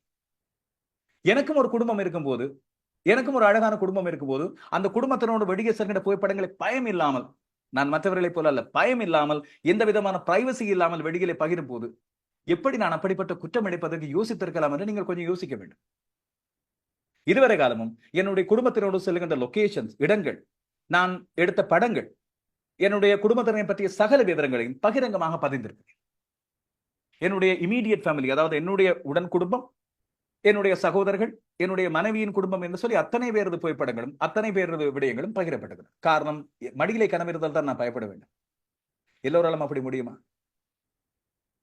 அப்படி பதிவிட்டவர்கள், அதை பகிர்ந்து கொண்டவர்கள் ஆகியோர் மீதும் நடவடிக்கைகள் சட்டத்தின் மூலமாக எடுக்கப்படும். இதை தெளிவுபடுத்தி வைக்கிறேன். இது பற்றிய சந்தேகங்கள் யாருக்காவது இருக்கும், உங்களுக்கும் இப்படியான சம்பவங்கள் நடந்திருந்தால், இப்போது நடந்து கொண்டிருந்தால், இதை எப்படி அணுகுவது, இதை எப்படி சமாளிப்பது, எந்த வகையில் தீர்வை பெற்றுக் கொள்வது, இலங்கையில் இதற்கான தீர்வுகள் இருக்கிறதா? காரணம், Facebookலே நீங்கள் ரிப்போர்ட் செய்து அளித்திருக்கலாம். சமூக வலைத்தளங்கள் அந்த ரிப்போர்ட்டை பெரிய அளவில் சீரியஸாக எடுத்துக்கொள்ளாமல் இருக்கலாம். தமிழ் மொழியில் இதை பற்றிய தெளிவான விளக்கங்கள் இல்லாமல் இருக்கலாம். உங்களுக்கான தெளிவான தீர்வையும் நான் பட்ட அனுபவத்திலிருந்து கொண்டு வருகிறேன். இந்த காணொலியின் இறுதி வரை காத்திருங்க. எனவே அப்படிப்பட்ட பதிவிட்டவர்கள், ஒரு சில Facebook பக்கங்கள், அவர்களுக்கெல்லாம் தனிப்பட்ட முறையில் நான் எந்த ஒரு தகவலையும் அனுப்பவில்லை. அப்படி அனுப்பினாலும் கூட ஒரு சிலர் அதை மிரட்டலாக எடுத்துக்கொள்ளக்கூடும். எனவே யாருக்கும் தனிப்பட்ட விளக்கங்களை கொடுக்கவில்லை. என்னிடம் தனிப்பட்ட முறையில் கருத்து கேட்டவர்களுக்கு மட்டும் சொன்னேன். இதை பற்றிய மறுத்திருந்தேன். அதுபோல இது பற்றிய சட்ட நடவடிக்கைகள் தொடரும் விளக்கமாக விவரங்களை கொண்டு வருவேன் என்று சொல்லியிருந்தேன். சந்தேகப்பட்டு கேட்டவர்கள், மற்றவர்கள் எல்லாம் எனக்கு ஆதரவு தெரிவித்து அனுப்பியிருந்தார்கள். அவர்களுக்கு என்னுடைய அன்பும் நன்றியும் எப்போதும் இருக்கும். அந்த அன்பு நன்றியும் சொன்னாலும் அவர்கள் அதை பொருட்படுத்த மாட்டார்கள். காரணம், அது எங்களுக்கும் அவர்களுக்கும் இடையில் இருக்கின்ற புரிந்துணர்வு, ஒத்த புரிந்துணர்வு. ஆனால் அந்த பேரெலிகள், ஒரு சிலர் ஃபேக் ப்ரொஃபைல்ஸ், இதற்கென்று உருவாக்கப்பட்ட சில பக்கங்கள், சில பெயர்களை பார்த்தால் உங்களுக்கே சிரிப்பு வரும். அப்படிப்பட்ட பெயர்கள், ஒரே பெயர்கள் 2 தடவை இருக்கு. இல்லாவிட்டால் இதுவரை நாங்கள் அறியாத பெயராக இருக்கு. வெள்ளைக்கார பெயரிலே, வெளிநாட்டவர் பெயரிலே, யாழ்ப்பாணத்திலே பிறந்த ஒருவர், வவுனியாவிலே பிறந்த ஒருவர், கண்டியிலே பிறந்த ஒருவர் இருப்பார். வெள்ளைக்கார முகத்திலே தமிழ் பெயர் இருக்கு. பூவும், இல்லாவிட்டால் ஒரு நடிகையின் படம், நடிகரின் படத்தோடு ஒரு சில ப்ரொஃபைல்கள் இருக்கு. இல்லாவிட்டால் வெட்கக்கேடு, கடவுளின் புகைப்படங்களை வைத்துக் கொண்டு Facebook ஃபேக் ப்ரொஃபைல்ஸ் உருவாக்கப்பட்டிருக்கு. தாறுமாறாக கமெண்ட் அடிப்பார்கள். எல்லாவற்றையும் பொறுத்துக் கொண்டேன், தாங்கிக் கொண்டேன், ஆதாரங்களை எடுத்துக்கொண்டேன், அவற்றை பற்றி முறையிட்டிருக்கிறேன். ஒரு ஆயிரக்கணக்கான Facebook ப்ரொஃபைல்ஸ், ஃபேக் ப்ரொஃபைல்ஸ் இல்லாமல் போகலாம். அத்தனையும் நான் மெட்டாவுக்கு அனுப்பியிருக்கிறேன், மெட்டா Facebook நிறுவனத்துக்கு அனுப்பியிருக்கிறேன். அவர்களை தனிப்பட்ட முறையில் தொடர்பு கொள்ளக்கூடிய வாய்ப்பை எனக்கு SL-CERT எடுத்து தந்தது, இணையவழி குற்றங்களை தடுக்கின்ற பிரிவு. அதுபோல இணையவழி குற்றங்களை தடுக்கின்ற குற்றவியல் விசாரணை பிரிவுக்கும் CCID, cyber crime investigation division, அவர்களுக்கு இந்த முழுமையான பதிவை குறிப்பிட்ட நபர் தான் இதை ஆரம்பித்து வைத்தார். அதைத் தொடர்ந்து இந்த இணை அவதூறுகளை கொண்டு சென்றவர்கள் அத்தனை பேரது பெயரையும் கொடுத்தது.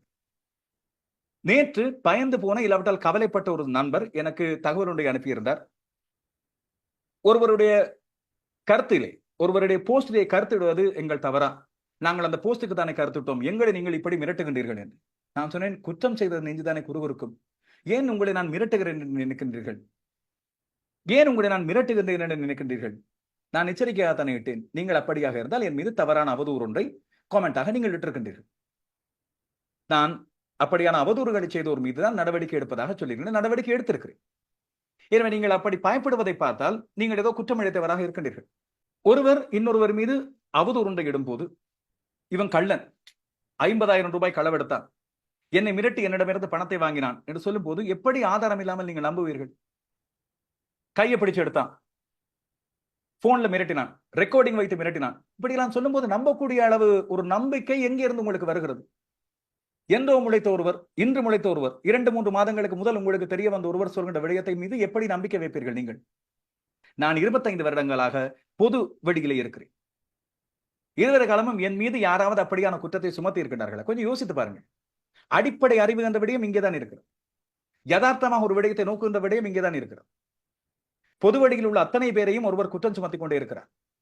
அரசியல்வாதிகள், மருத்துவர்கள், நாடறிந்த மருத்துவர்கள் ஆகியோரை பற்றி குற்றம் சுமத்தும் போது உங்களில் எத்தனை பேர் உடனடியாக நம்பிக்கொண்டீர்கள்? இப்போது நீங்கள் மீண்டும் அதை யோசியுங்கள். கொஞ்சம் கொஞ்சமாக யோசிங்கள். இதுவரை எத்தனை ஆதாரங்கள் அதை பற்றி சமர்ப்பிக்கப்பட்டன உங்களுக்கு முன்னால்? நீங்கள் நம்பக்கூடிய விதமாக என்னென்ன ஆதாரங்கள் கொண்டு வரப்பட்டன? கொஞ்சம் யோசியுங்கள். என்னை பற்றிய விடயத்துக்கும் ஆதாரத்தை நான் கேட்டிருக்கிறேன். ஆதாரங்கள் சரியான முறையில் சமர்ப்பிக்கப்படாவிட்டால், இல்லாவிட்டால் போலியான ஆதாரங்கள் சமர்ப்பிக்கப்பட்டால் அதையும் சட்டம் பார்த்துக்கொள்ளும். அதற்கு பிறகு நீங்கள் நிச்சயமாக வெட்கி தலை கொடுவீர்கள். இந்த இடத்துல இன்னொரு விடயத்தை நீங்க சுட்டிக்காட்ட வேண்டியிருக்கிறது. 5 ஆண்டுகளுக்கு பிறகு திடீரென்று ஒரு புது விடயத்தை தூக்கி கொண்டு வருகிறார் இவர் என்றால் அதன் பின்னணி என்னவாக இருக்கும் என்று யோசித்து பார்த்தால், இவர் அந்த நேரலை வந்த நாள் ராமநாதன் அர்ச்சுனா கண்ணீர் விட்டு அழுகிறார் தன்னுடைய Facebook லைவிலே. அது இந்த விடயம் கிடையாது, தன்னுடைய குடும்ப விடயம் கிடையாது. அரசியல் மேடையிலிருந்து தான் இறக்கிவிடப்பட்ட ஒரு சம்பவம். உங்களுக்கு ஞாபகம் இருக்கலாம், சஜித் பிரேமதாசவின் மேடையிலிருந்து இவர் இறக்கிவிடப்பட்டார் என்று சொல்லப்பட்ட ஒரு சம்பவம்.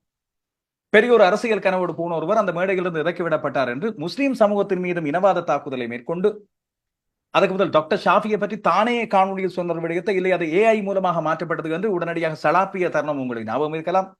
அந்த சஜித் பிரேமதாசவின் மேடையிலிருந்து இறக்கப்பட்ட அந்த அவமானத்தை மாற்றுவதற்காகத்தான் லோஷன் என்ற எண்ணெய் பற்றி அவதூறை இவர் கொண்டு வந்தாரா என்ற கேள்வியை நான் இங்கே எழுப்ப வேண்டியிருக்கிறது. எனவே அந்த மேடையில் ஏற்பட்ட அவமானத்தை திசை திருப்புவதற்காக இந்த இஸ்லாமியரின் மீதான ஒரு இனவாதத்தை கொட்டுகிறார். அதே போல என் மீதான அவதூறு பழியை அங்கே கொண்டு வருகிறார் போது அதை எவ்வாறு ஏற்றுக்கொள்ள முடியும்? கிடைத்த அப்பாவி நானா? இப்படி பல சந்தர்ப்பங்களில் தனக்கு தனிப்பட்ட முறையில் ஏற்பட்ட அவமானங்கள், தோல்விகள் ஆகியவற்றை தமிழ் மக்களுக்கே, தமிழ் இனத்துக்கு ஏற்பட்ட தோல்விகளாக மாற்றி தமிழ் தேசியத்தை ஒரு ஆயுதமாக எடுத்து போலித்தனமாக ஒரு உணர்வை ஏற்படுத்தி மக்களை திசை திருப்பிக் கொண்டிருக்கிறார். இது பகிரங்கமான குற்றச்சாட்டாக நான் முன்வைக்கிறேன். பல ஆதாரங்கள் இதுக்கு இருக்கின்றன. நிச்சயமாக நீங்கள் ஆழமாக யோசித்து பார்த்தால் உங்களுக்கு அந்த விடயங்கள் புரியும். தனக்கு தனிப்பட்ட முறையில் ஏற்படுகின்ற தோல்விகள், தனக்கு தனிப்பட்ட முறையில் ஏற்படுகின்ற அவமானங்கள், இல்லாவிட்டால் பின்னடைவுகள் ஆகியவற்றை உடனடியாக தமிழனின் முதுகில் குத்திவிட்டார், தமிழரின் முதுகில் குத்திவிட்டார்கள், அது தமிழருக்கான துரோகம் என்று சொல்லி இவர் தொடர்ச்சியாக செயற்படுத்தி வருகிறார் என்று பரவலான விமர்சனங்களும் குற்றச்சாட்டுகளும் இருக்கின்றன. இது நான் விமர்சனமாக முன்வைக்கின்ற விடயம் மட்டுமல்ல, கேள்வியாக கொண்டு வருகின்ற ஒரு விடயம். இந்த இடத்திலே இந்த காணொலியிலே மிக தெளிவாக நான் சொல்லக்கூடிய ஒரு விடயம், சட்ட ரீதியாக நான் விமர்சனமாக என் மீது வைக்கப்பட்ட விமர்சனங்களுக்கு பதில் வழங்கிக் கொண்டிருக்கிறேன். மற்றபடி அவர் என் மீது சுமத்திய விடயங்கள் அவதூறு, அது பொய். அதை பற்றி தான் சட்ட ரீதியாக நான் அங்கே வழக்கு தாக்கல் செய்திருக்கிறேன். இதற்கான காரணம் என்று நான் சொல்கின்ற விடயம், நேற்று கூட இந்த LOD என்று சொல்லப்படுகிற லெட்டர் ஆஃப் டிமாண்டும் என்னுடைய பதிவும் அவருக்கு எதிராக பதியப்பட்ட பிறகு அவர் எப்படி அதிலிருந்து டைவர்ட் ஆனார், அதற்கு பிறகு இடப்பட்ட 20-30 பதிவுகள், என்னுடைய நண்பர்கள் சொல்லியிருந்தார்கள், ஒரு 20-30 பதிவுகள் இட்டிருந்தார். அந்த பதிவுகள் எல்லாம் எப்படி மடை மாற்றுவதற்காக அந்த பதிவுகள் இடப்பட்டன என்பதிலிருந்தே உங்களுக்கு தெளிவாக புரிந்திருக்கு.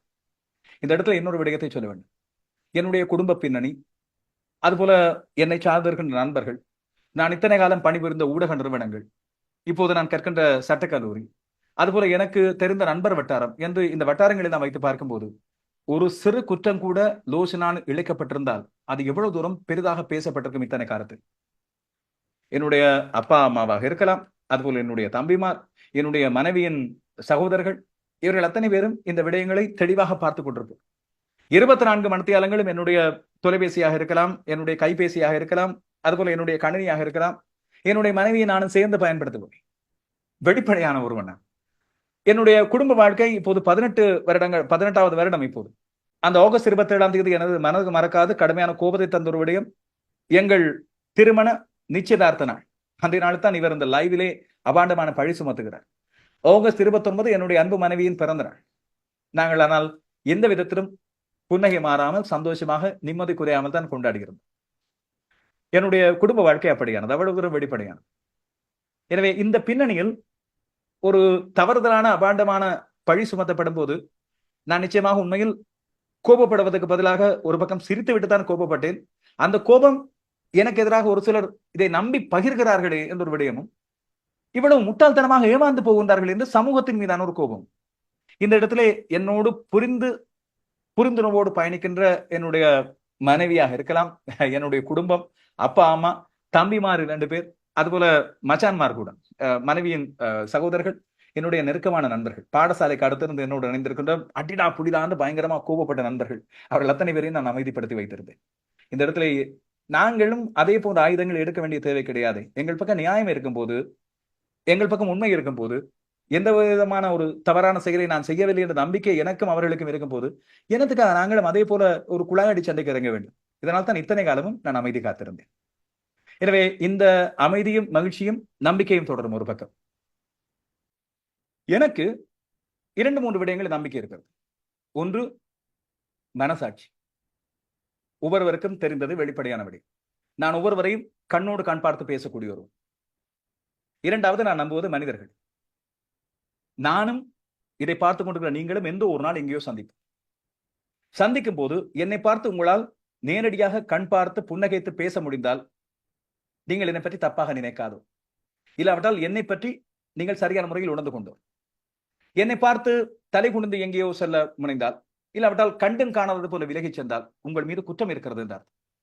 நான் வெளிப்படையாக எங்கே வேண்டுமானாலும் யாரை வேண்டுமானாலும் சந்திக்கக்கூடிய ஒருவர். நீதிமன்றத்தில் உங்களில் ஒரு சிலரையும் கூட. 3வது முக்கியமான விடயம் கர்மா என்று சொல்லப்படுகிற விடயம். நாங்கள் செய்வது எங்களுக்கு உடனடியாக பிரதிபலிக்கும். நான் யாராவது ஒருவருக்கு தவறு இழைத்திருந்தேன் என்று சொன்னால் அந்த தவறுக்கான தண்டனையை நான் உடனடியாக அனுபவிப்பேன் என்று முழுமையாக நம்புகிறேன். அந்த விடயத்தில் நீங்களும் நம்பிக்கை வைக்க வேண்டும் என்று நான் நினைக்கிறேன். என்றாவது ஒரு நாள் இந்த பூமியின் சுழற்சியில் நாங்கள் மீண்டும் ஒரு தடவை சந்திக்கும் போது நான் அப்போது உங்களை பார்த்து புன்னகைப்பேன். உங்களது ஒவ்வொரு பெயரும் எனக்கு ஞாபகம் இருக்கு. என்னை பற்றி தவறாக பதிவிட்டவர்கள், பதிவிட்ட பதிவுகளை பகிர்ந்து கொண்டவர்கள், கேலியாக சிரித்தவர்கள், அந்த பேஸ்புக்கில் இருக்க ஸ்மைலி, அந்த ஸ்மைலி போட்டவர்கள், யூடியூபிலே பல்வேறு பெயர்களில் பதிவிட்டவர்கள் ஆகியோரை பற்றியெல்லாம் நன்றாக பார்த்து வைத்தவர்கள். எனக்கு ஞாபக சக்தி கொஞ்சம் அதிகம், பயங்கர அதிகம்.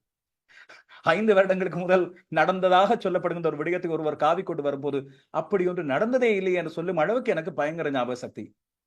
அதுபோல 4-5 நாட்களுக்கு முதல் ஒரு பெயரில் ஒருவர் இட்ட கருத்துக்களை முழுவதுமாக மனப்பாடம் செய்து வைக்கக்கூடிய அளவுக்கு ஞாபக சக்தி எனக்கு இருக்கு. இல்லாவிட்டால் இந்த ஊடகத்துறையில் நான் இத்தனை காலம் நின்று நிலைத்திருக்க முடியாது. இப்போதும் ஊடகத்துறையில் சமனாக சமூக வலைத்தளத்தில் நான் பயணித்துக் கொண்டிருக்க முடியாது. ஞாபகம் வைத்துக் கொள்ளுங்கள். முதல் 2 பகுதிகளை என்னுடைய இந்த காணொலியில் நான் நிறைவு செய்து விட்டேன் என்று நம்புகிறேன். அவை விளக்கம், வினாக்கள், பதில்கள் ஆகியனவையாக அந்த முதல் 2 பகுதிகள் அமைந்திருந்தது. 3வது பகுதி இப்பொழுது வழிகாட்டல்கள். நான் யாரும் பெரிய ஒருவன், உங்களுக்கு எல்லாம் வழிகாட்டலாம் கிடையாது. உங்களோடு சமகாலத்தில் பயணிக்கின்ற ஒரு பயணி, ஒரு நண்பன் என்று வைங்களேன், உங்களுக்கான வழிகாட்டல்.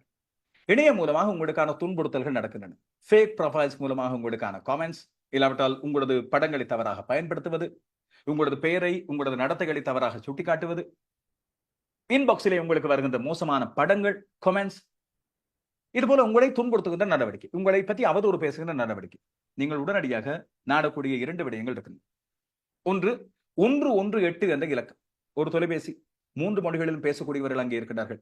போலீசின் அவசர இலக்கம், வழமையாக நாங்கள் 119 தானே அழைப்போம், 118 அழையுங்கள். அங்கே உங்களுக்கான தீர்வை கொண்டு வருவார்கள். அதுபோல 118 என்று சொல்லப்படுகின்ற தளத்தின் மூலமாக, இணையத்தின் மூலமாகவும் உங்களுக்கான தீர்வுகளை நீங்கள் உடனடியாக பெற்றுக்கொள்ளலாம். அதுபோல பொதுவாக சுருக்கமாக SL CERT என்று சொல்லப்படுகின்ற ஒரு அமைப்பு. இந்த அமைப்பு Sri Lanka computer emergency readiness team. இவர்கள் இணைய வழியாக இடம்பெறுகின்ற அவதூறுகளை தடுப்பதற்கென்று அதை பற்றி விசாரிப்பதற்கென்று துரித கதியில் செயற்படுகின்ற ஒரு அமைப்பு, ஒரு இளைஞர் கூட்டம் அங்கே இருக்கிறது. 3 மொழிகளிலும் அவர்களும் சரளமாக பேசக்கூடியவர்கள். உங்களது பிரச்சனைகளை எடுத்துக்கொள்வார்கள். குறிப்பாக பெண்களுக்கு இருக்கின்ற சிக்கல்களை பற்றி நேரடியாக அவர்களிடம் சென்று நீங்கள் முறையிடக்கூடிய வசதி இங்கே இருக்கிறது. தற்செயலாக உங்களுக்கு இது பற்றிய தெளிவாக்கும் உதவி ஏதாவது தேவை என்று சொன்னால் தயங்காமல் என்னிடம் கேள்வி.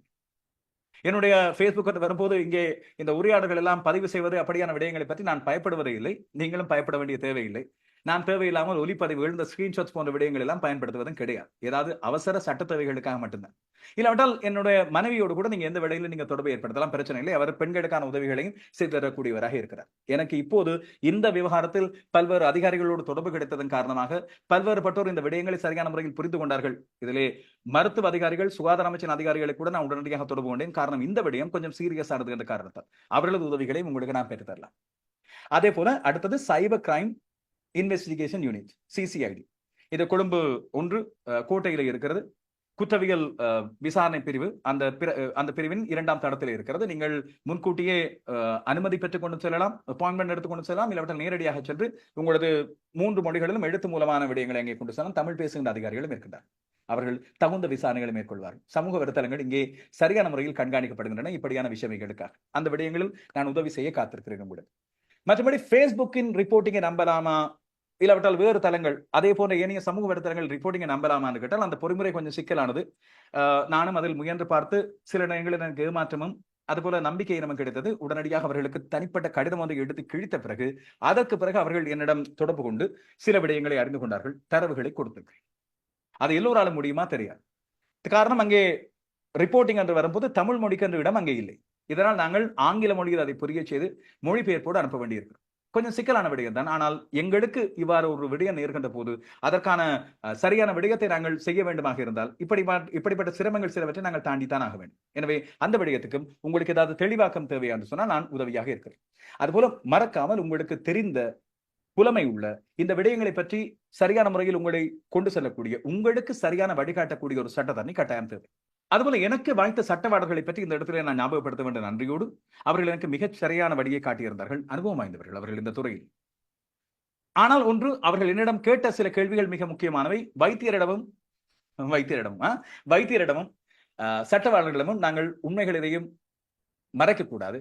எனவே அவர்களிடம் அந்த உண்மையான அத்தனை விடயங்களையும் வெளிப்படுத்திய பிறகு நான் இந்த சட்டை போல வெண்மையானவன், வெளிப்படையானவன். எனவே அதன் அடிப்படையில் அவர்கள் அதை வெளிப்படுத்திய பிறகு மிகச் சிறப்பான முறையில் இதை கை கொண்டிருந்தார்கள். இன்னும் தொடர்ச்சியாக என்னை சரியான முறையில் அவர்கள் வழி நடத்துவார்.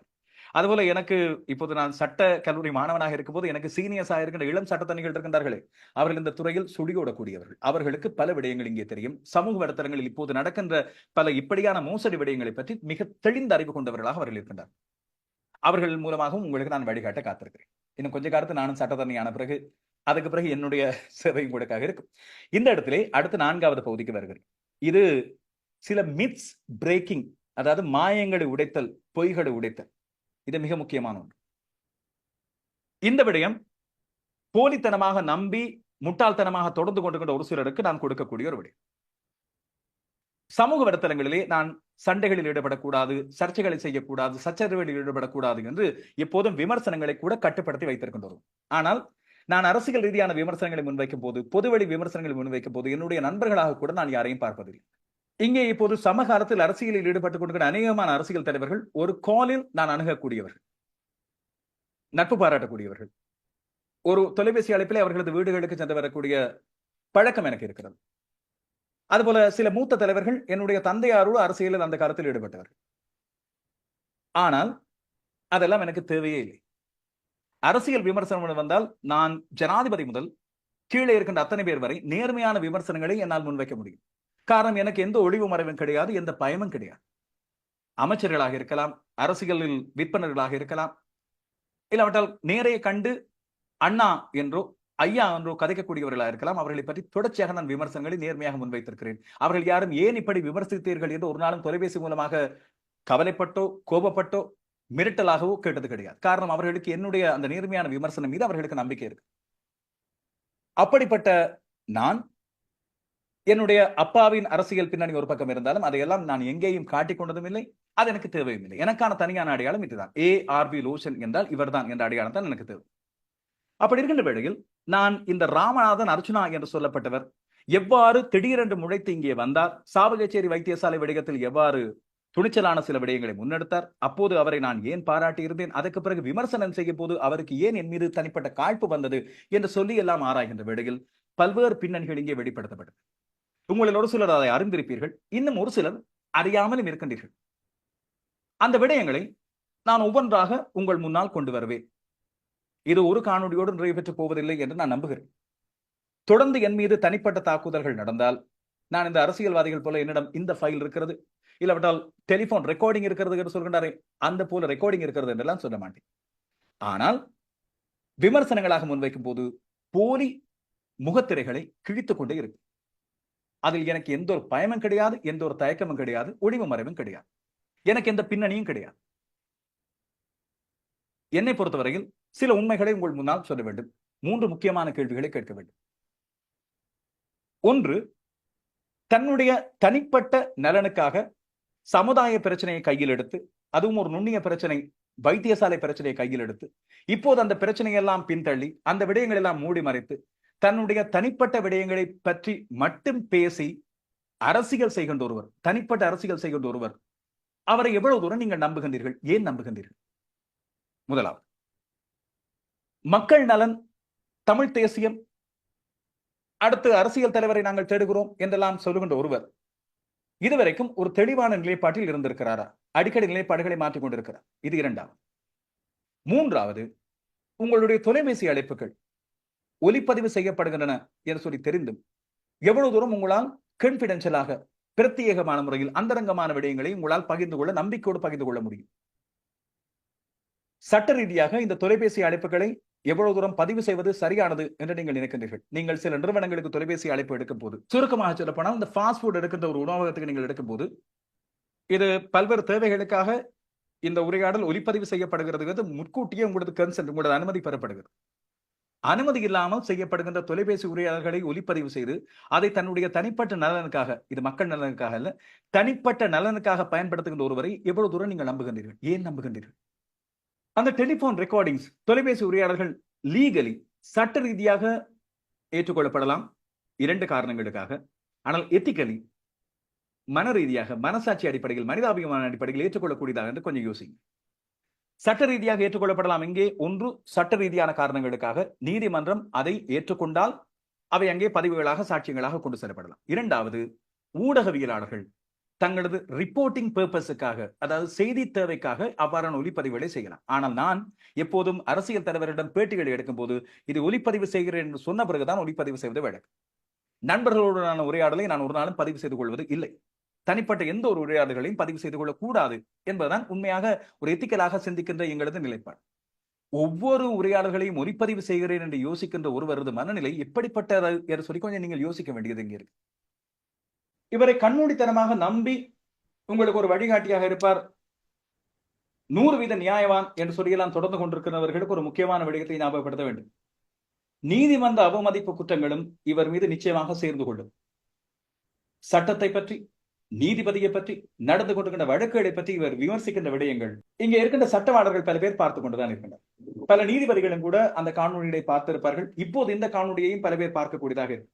அதில் எவ்வாறு நீதிபதியை பற்றி, இலங்கையின் சட்டத்துறையை பற்றி, நீதிமன்றத்திலே நடக்கின்ற சில நியாயாதிக்கத்துக்குட்பட்ட விடயங்கள் குறித்து எவ்வாறு கண்மூடித்தனமான விமர்சனங்களை தன் ஒரு பக்க பார்வையால் இவர் பார்க்கிறார் என்ற விடயத்தையும் நாங்கள் இங்கே அடையாளப்படுத்த வேண்டியிருக்கிறது. ஒரு சட்டமானவனாக எனக்கு அதில் மிகப்பெரிய ஒரு மன வருத்தம் இருக்கு. இந்த இடத்தில் நீதித்துறை, இலங்கையிலே சட்டவாக்கம் தான், அதுபோல இலங்கையின் நீதித்துறையின் நியாயாதிக்கம் தான், இலங்கையிலே சுயாதீனமாக செயற்படுகின்ற ஒரு சில வெகு சில அமைப்புகளில், இல்லாவிட்டால் ஒரே ஒரு அமைப்பாக கூட நாங்கள் இங்கே கருதப்படக்கூடியது. அப்படி இருக்கும்போது மக்கள் எவ்வளவு ஒரு நம்பிக்கையோட நீதிமன்றத்தை நாடுகின்ற வேளையில் அந்த நீதிமன்றத்தின் மீது இவர் சந்தேகம் தெரிவிக்கிறார், உயர்தகு நீதிபதிகள் மீது இவர் தன்னுடைய அவதூறுகளை அள்ளி வீசுகிறார் என்று வரும்போது கட்டாயமாக கண்டிக்கப்பட வேண்டிய ஒன்று. இதையும் சட்டம் பார்த்துக் கொள்ளும் என்று நான் மனப்பூர்வமாக நம்புகிறேன். இந்த குறிப்பிட்ட நபரை உங்களில் பல பேர் யுக புருஷராக, ஏதோ மாற்றங்களை கொண்டு வர காத்திருக்கின்ற ஒருவராக, இதுவரை காலமும் இப்படிப்பட்ட ஒருவரை நாங்கள் பார்க்கவில்லை, சுத்தமான ஒருவர், அப்பழுக்கற்ற ஒருவராக நீங்கள் கருதுகின்ற ஒருவரிடம் காணப்படுகிற தவறுகளை பற்றி நீங்கள் பார்த்தது இல்லையா? தனிப்பட்ட அவருடைய வாழ்க்கையை விடுவோம், அது எனக்கும் தேவையில்லை, உங்களுக்கு தேவையில்லை, அதை யாரும் எடுத்துக் கொள்ளக்கூடாது. அது தனிப்பட்ட ரீதியை பார்க்க வேண்டிய விடயம். தனி மனித ஒடுக்கம் என்பது தனியாக பார்க்க வேண்டிய ஒன்று. அதையெல்லாம் தள்ளி வைங்க. ஆனால் மக்களுக்கு ஒழுக்கத்தை பற்றி போதிக்கின்ற அடுத்த அரசியல் தலைவராக வருகின்ற ஒரு ஆசை கொண்ட ஒருவர் எத்தனை சட்டங்களை மீறுகிறார்? பேஸ்புக் லைவ் போகிறார் வாகனம் ஓடிக்கொண்டு. அது சட்ட ஒழுங்கலை மீறுகின்ற செயல் இல்லையா? தனக்கு ஆபத்தை ஏற்படுத்தி, அதைவிட முக்கியமாக முன்னால் வருகின்ற வாகன ஓட்டிகள், வாகன சாரதிகள், பாதசாரிகள் அத்தனை பேருக்கு ஆபத்து தருகின்ற சட்டத்தை மீறிய செயல் இல்லையா? இன்னொரு பக்கம் மருத்துவர்கள் செய்த நிர்வாக முறைகேடுகள் மற்றும் இதர விடயங்களை கண்டித்து ஒருவர் தனக்கு மன அழுத்தம் இருக்கிறது என்று குறிப்பிட்டு வருகின்ற 22ஆம் தேதி, அதாவது தேர்தல் முடியும் வரை தான் இப்போது இடமாற்றம் செய்யப்பட்டுள்ள போதனா வைத்தியசாலையிலிருந்து விடுமுறை எடுத்துக்கொண்டு தன்னுடைய தனிப்பட்ட அவதூறு செயற்பாடுகளை எல்லோருக்கும் கொட்டிக் கொண்டிருக்கிறாரே. நான் இதை பற்றி சுகாதார அமைச்சுக்கும் அறிவித்திருந்தேன். மன அழுத்தத்தில் இருக்கின்ற ஒருவர் மற்றவர்களை மன அழுத்தத்தில் ஏற்படுத்துகிற விதமாக செயற்படுகிறார், சமூக வலைத்தளத்தில் அவதூறு பரப்புகிறார் என்று எனக்கு எதிராக அவர் பரப்பிய அவதூறுகளை பற்றி அங்கேயும் ஒரு பிரதியை அனுப்பி வைத்திருக்கிறேன். 22ஆம் தேதி வரை விடுமுறை எடுத்துக்கொண்டு மருத்துவ ரீதியாக எந்த ஒரு விடயமும் செய்யாமல் மற்ற மருத்துவர்களுக்கு எதிராக போராடி ஒருவர் இவ்வாறு நடந்து கொள்வது எவ்வளவு தூரம் ஏற்றுக்கொள்ளக்கூடிய ஒன்று? எத்திக்கலி எவ்வாறு அக்செப்டபிள்? இதை கொஞ்சம் யோசிங்க. அந்த வாகனம் ஓடிக்கொண்டே பேஸ்புக் லைவ் போவதற்கு எதிராக உங்களில் எத்தனை பேர் முறைப்பாடு செய்தீர்கள்? முறைப்பாடு செய்யலாம் என்று உங்களுக்கு தெரியுமா? அதை விட ஆபத்தானது. அதை பற்றி யாராவது முறைப்பாடு செய்தீர்களா? 118 உங்களுக்கான முறைப்பாடு செய்வதற்கு இங்கே இருக்கிறது. காரணம் பேஸ்புக் லைவ், அதிலே கமெண்ட்ஸையும் வாசிப்பது. எனவே பாதையில் உங்களது கவனம் எவ்வாறு இருக்கு? இப்படிப்பட்ட ஒருவர் தான் உங்களுக்கு அரசியல் பாதையில் வழிகாட்ட போகிறார் என்று நீங்கள் நம்புகிறீர்களா? இந்த பின்னணிகளை வைத்து பார்க்கும்போது எவ்வளவு நம்பகமானவராக இவர் இருக்கிறார் என்று நீங்கள் கேட்க வேண்டியிருக்கு. எங்கே ஆரம்பித்தது இந்த பிரச்சனை? சாவகச்சேரி வைத்தியசாலை என்று ஆரம்பித்து அதற்கு பிறகு தன்னுடைய தனிப்பட்ட பதவிகளை பற்றி சொல்லப்பட்டு இப்போது தனிப்பட்ட அரசியல் நடவடிக்கைகளாக இது மாறி போயிருக்கிறது. யாரும் இதை உணர்ந்து கொள்ளவில்லையா? நீங்கள் இல்லாவிட்டால் கண்மூடித்தனமாக இதை தொடர்ந்து கொண்டிருக்கிறீர்களா? இந்த விடயங்களை பற்றி இன்னும் பல பின்னணிகளை பற்றி நான் தெளிவாக போட்டுடைப்பேன். ராமநாதன் அர்ச்சுனா என்ற ஒரு நபர் எவ்வாறு மக்களை திசை திருப்பி தன்னுடைய சொந்த நலனுக்காக இப்போது இந்த விடயங்கள் எல்லாம் கையாளுகிறார், இந்த நுண்ணிய விடயங்களை எல்லாம் கையாண்டு கொண்டிருக்கிறார் என்ற விடயங்களை பற்றி தெளிவாக சொல்வதில் எனக்கு எந்த பயமும் கிடையாது. பல்வேறு அரசியல்வாதிகளை பற்றி அவர் சுமத்திய குற்றச்சாட்டுகளுக்கு பிறகு அந்த அரசியல்வாதிகள் பதில் பேசாமல் இருக்கின்றார்கள், நடவடிக்கைகள் எடுக்காமல் இருக்கின்றார்கள். சிலவர்கள் அவர்கள் இவரை பெரிதுபடுத்தாமல் பொருட்படுத்தாமல் இருக்கார். ஆனால் என்னை பொறுத்தவரையில் மக்களை முட்டாள்தனமாக வழிநடத்துகின்ற ஒருவர், மக்கள் முட்டாள்தனமாக இவரை நம்பி ஒரு சிலர் தான், நூற்றுக்கணக்கான ஒரு கொஞ்சம் ஆயிரக்கணக்கான இந்த 93,000 பேர் என்றெல்லாம் சொல்கின்ற அந்த விஷயம் இருக்கு. எனக்கு அதை பார்க்கும்போது உண்மையில் சிரிப்பாக இருக்கு. ஆனால் இதை பற்றி விமர்சனம் செய்தால் உடனடியாக ஒரு சிலர் இதை ஏதோ எரிச்சல் என்று சொல்லி நினைத்து விடுவார்களோ என்று சொல்லி ஒரு எண்ணம் வந்து பரவே இருக்கும். ஆனால் இந்த இடத்துல அதை போட்டு உடைக்க வேண்டி இருக்கிறது. அந்த 93,000 பேரில் எத்தனை பேர் ரியல், எத்தனை பேர் ரியல் ப்ரொஃபைல்ஸ், எத்தனை பேர் ஃபேக், எங்கெங்கே இருக்கின்றார்கள் அவர்கள் அடையாளப்படுத்த முடியுமா? இதிலே இலங்கையிலே 100,000கணக்கான லட்சக்கணக்கான ஃபாலோவர்ஸை வைத்திருக்கின்ற பேஸ்புக் ப்ரொஃபைல்ஸ், அரசியல்வாதிகள், தனிப்பட்ட நபர்கள், இதுபோல பல்வேறு நலம்புரி திட்டங்களை மேற்கொள்கின்ற அமைப்புகள் என்று ஏராளமாக இருக்கின்றன. அவர்கள் எல்லாம் இதையெல்லாம் பொருட்படுத்துவதே இல்லை. இப்படி இருக்கும்போது ஒரு நம்பிக்கை இனத்தோடு பயணிக்கின்ற ஒருவர், நிலை தடுமாறுகின்ற மனது கொண்ட ஒருவர், மக்களை திசை திருப்புகின்ற ஒருவரை நம்பி நீங்களாம் பயணித்துக் கொண்டிருக்கிறீர்கள். 93,000 லைக்ஸ் இல்லாவிட்டால் ஃபாலோவர்ஸ் என்ற ஒரு விடயம் கிடைத்த பிறகு அது திடீரென்று கிடைத்த அந்த பிரபலத்தால், அந்த ஓவர்நைட் பிரபலத்தால் என்ன செய்வது என்று நிலை தடுமாறி தன்னை அதை நிலைநிறுத்திக் கொள்ள, அதை வாக்குகளாக மாற்றலாம் என்ற ஒரு அரசியல் ஆசையோடு ஒருவர் புறப்படுகின்றார். நேற்று ஒரு சகோதரன் ஒளிப்பதிவு எனக்கு அனுப்பி வைத்திருந்தார். இன்னொருவர் அதிலே குறிப்பிடுகின்றார், இவருக்கான யாழ்ப்பாணத்தை பற்றிய நாடாளுமன்ற அரசியல் அறிவு, மாகாண சபை தேர்தல் மற்றும் இதர விடயங்களை தான் இவருக்கு சொன்னதாக அவர் சொல்கிறார். இதை முற்றுமுழுதாக என்னால் ஏற்றுக்கொள்ள முடியுமோ தெரியாது. ஆனால் சொல்லுகிறேன், ஒரு சின்ன உதாரணத்துக்காக கொண்டு வருகிறேன். சாவகச்சேரி வைத்தியசாலை விடயமாக இருக்கலாம், இல்லாவிட்டால் வைத்தியசாலையில் இடம்பெற்ற நிர்வாக முறைகேடுகள் விடயங்களாக இருக்கலாம். அதை எங்கே முதலில் கையாண்டுக்க வேண்டும்? சமூக விடத்தரத்தில் அல்ல. பொறிமுறை எங்கே இருக்கிறது? சுகாதார அமைச்சு மற்றும் நிர்வாக அடிப்படையிலான முறைப்பாடுகள் மூலமாக செய்தாரா இதுவரைக்கும்? சாவகச்சேரி வைத்தியசாலையில் இடம்பெற்ற அந்த நிர்வாக முறைகேடுகள் பற்றிய முறைப்பாடுகள் எவ்வாறு செய்யப்பட்டன என்பது நீதிமன்றத்துக்கு உட்பட்ட விடயமாக இருப்பதன் காரணமாக நான் அதை பற்றி பேசவில்லை. அதை பற்றி நீங்கள் நிச்சயமாக கேள்வி எழுப்பி பார்க்கலாம். நீதிமன்ற தீர்ப்பு வரும்போது அதை பற்றி நீங்கள் உணர்ந்து கொள்ளலாம். இப்போது அதற்கு பிறகு அப்படியே தடாலடியாக மாறி அரசியல்வாதியாக மாறுவதற்கான முயற்சியை எடுத்துக் கொண்டிருக்கிறார் இவர். எல்லோர் மீதும் போலியான குற்றச்சாட்டுகளை சுமத்துகின்ற ஒருவர், இதுவரை ஆதாரங்களை முன்வைக்காத ஒருவரை நம்பி எப்படி நீங்கள் உங்கள் அரசியலை முன்னெடுக்கப் போகின்றீர்கள் என்ற கேள்வியை நான் உங்களை பார்த்து எழுப்ப வேண்டியிருக்கிறது. இன்னொரு பக்கம் தமிழ் தேசியம் என்ற விடயம் எல்லோரு கையிலும் எடுக்கப்படுகின்ற ஒரு அப்பாவி குழந்தையாக மாறிக்கொண்டது.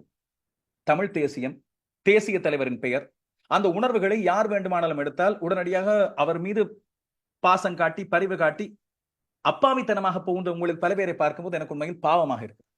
சரியான ஒரு வழிகாட்டல் இல்லாத மந்தைகளாக எமது மக்கள் மாறிக்கொண்டிருக்கிறார்கள் என்று அண்மை காலத்தில் ஒருவர் சொன்னதை தான் எனக்கு இப்படி ஞாபகம் வருகிறது.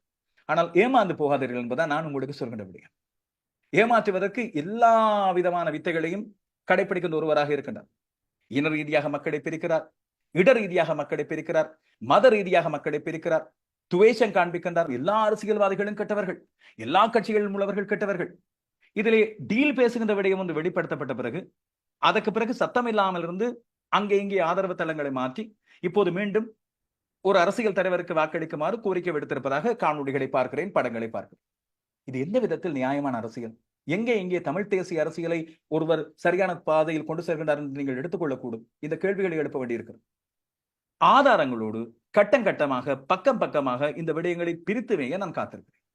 எனக்கு செய்தி பார்வை என்று வரும் வேளையில் விமர்சனங்கள் என்று வைக்கும் போது எனக்கு எந்த ஒரு தயக்கமும் கிடையாது. இத்தனை காலமா நான் ஏன் இதை பேசவில்லை என்று நீங்கள் கேட்டிருந்தால், நான் அந்த 5 வருட கணக்கிலும் இல்லை. எனக்கு 5 வருடத்துக்கு பிறகு திடீரென்று புதுசா ஒரு விஷயத்தை கொண்டு வருவதும் கிடையாது. இது 3 மாதங்கள் தானே. நான் ஆரம்பத்திலே இந்த விடயத்தை ஜூலை 7, 8ஆம் தேதிகளில் இவர் என்னை பற்றி இட்ட பதிவுகளை பற்றி அன்றைய நான் பொங்கி வெடித்திருந்தால் நான் கொஞ்சம் அவசரப்பட்டிருப்பேன் என்று இப்போது யோசிக்கிறேன். இத்தனை காலம் விட்டது, அதாவது செப்டம்பர் மாதம் வரை விட்டது. இந்த 2 மாதங்களில் எத்தனை முகத்திரைகள் கிழிந்து போயின, எத்தனை பேர் இப்போது அவரது பதிவுகளை பார்த்து நம்பிக்கை இனத்தோடு சிரிக்கின்றார்கள் என்று தெரியும் போது நான் இத்தனை காலம் விட்டு பிடித்தது நல்லது. அங்கே அவரது முகமூடி கிழிந்திருக்கிறது, உண்மை மக்கள் நிறைய பேருக்கு தெரிந்திருக்கிறது என்ற ஆறுதல் எனக்கு கிடைத்திருக்கு. எனவே இந்த விடயங்கள் நான் உங்களுக்கு தெளிவுபடுத்தக்கூடிய விடயங்களாக இங்கே இருக்கின்றன. இன்னும் தொடர்ச்சியாக இந்த விடயங்கள் தொடரும் போது போதிகள் கட்டாயமாக கிழிக்கப்படும். அதுபோல உண்மைக்கு புறம்பான அவதூறுகள் தொடர்ச்சியாக என் மீது மட்டுமல்ல, யார் மீது இது செய்யப்பட்டாலும் அவர்களுக்கான உதவி வழங்க நான் காத்திருக்கிறேன். அதுபோல நான் இந்த விடயங்களை பற்றிய உண்மைத்தன்மைகளை தொடர்ச்சியாக வெளிப்படுத்த தயங்க மாட்டேன். கிழி கிழி கிழி என்று கிழிப்பதற்கு நான் தயாராக இருக்கிறேன். காரணம், என்னை பொறுத்தவரையில் என்னிடம் ஒழித்து மறைப்பதற்கு எதுவும் கிடையாது. அதுபோல என்னிடம் இந்த அரசியல் அபிலாஷைகள் மக்களை பயன்படுத்தி மக்களது சுயநலத்தை பயன்படுத்தி அரசியலுக்கு வர வேண்டும் என்று ஒரு எண்ணமும் கிடையாது. நான் அரசியலுக்கு வருவதாக இருந்தால் 2015ஆம் ஆண்டிலிருந்தே எனக்கு வந்த அழைப்புகளை நான் ஏற்றுக்கொண்டு எப்போதோ அரசியலில் இறங்கி இருக்கலாம். மக்களது உணர்வுகளை பயன்படுத்தி இருக்கலாம். எனக்கு இருக்கின்ற இந்த வானொலி ஒளிபரப்பு சமூக வலைத்தள பிரபலியத்தை பயன்படுத்தி இருக்கலாம். எனக்கு அப்படியான ஆசைகள் இல்லாவிட்டால் இந்த பிரபலியத்தை பயன்படுத்தி அரசியல் இறங்க வேண்டும் என்ற ஆசைகள் எதுவும் கிடையாது. உண்மைக்கு குரலாக நான் எப்போதும் இருந்து கொண்டிருக்கிறேன். மக்களது குரலாக எப்பொழுதும் உரித்துக் கொண்டிருக்கிறேன். மக்களது அபிலாஷைகள், மக்களது உண்மையான உரிமைகளுக்கான குரலாக நான் எப்போதும் இருக்கேன். அதுக்கு அரசியலுக்கு நேரடியாக குதித்து என்னுடைய அபிமானத்தையும் மக்கள் மத்தியில் இருக்கின்ற பிரபலியத்தையும் பயன்படுத்தி தான் உள்ளே இறங்க வேண்டும் என்ற தேவை எனக்கு எப்போதும் கிடையாது. மக்களை நான் அப்படி முட்டாளாக நினைத்துக் கொண்டது கிடையாது. அது மிகப்பெரிய ஒரு சுயநலத்தனம். திடீரென்று கிடைக்கின்ற பிரபலியத்தையும் ஏதோ ஒரு காரணத்துக்காக எங்களுக்கு பின்னால் வருகின்ற மக்களையும் எங்களது தனிப்பட்ட நலனுக்காக பயன்படுத்துவதும், அதை பயன்படுத்திக் கொண்டு எங்களுக்கான தனிப்பட்ட விடயங்களை சேர்த்துக் கொள்வதும் மிக தவறானது. அதுதான் சுத்தமான ஏமாற்றுத்தனமானது. அந்த விடயத்தை எப்போது நான் செய்ய போவதில்லை. இந்த விடயங்களை பற்றி என்னுடைய தெளிவான கருத்துக்களை இங்கே கொண்டு வந்து விட்டேன். என் மீது சுமத்தப்பட்ட குற்றச்சாட்டுகள் அதை முற்றுமுழுதாக மறுதளித்து சட்ட நடவடிக்கை எடுத்திருக்கிறேன். இனி தொடர்ந்து வரப்போகின்ற எந்த ஒரு அவதூறையும் நான் சரியான சட்ட நடவடிக்கையோடு எதிர்கொள்ள காத்திருக்கிறேன். அதுபோல விமர்சனங்களை நானே நேரடியாக சந்திக்க காத்திருக்கிறேன். அன்போடும் புரிந்துணர்வோடும் என்னை ஏற்றுக்கொண்ட உங்கள் அத்தனை பேருக்கு மனமார்ந்த நன்றிகள். அதுபோல பொறுமை காத்து இந்த விடயங்களை பற்றி முழுமையாக தெரிந்து கொண்ட உங்கள் அத்தனை பேருக்கும் எனது மனமார்ந்த நன்றிகள். முடிந்தால் இவற்றை உங்கள் நண்பர்கள் வழியாக பகிர்ந்து கொள்ளுங்கள், உங்களது சமூக வலைத்தளங்களில் பகிர்ந்திருங்கள். உண்மைகள் எல்லோருக்கும் தெரிய வேண்டும் என்பதற்காக.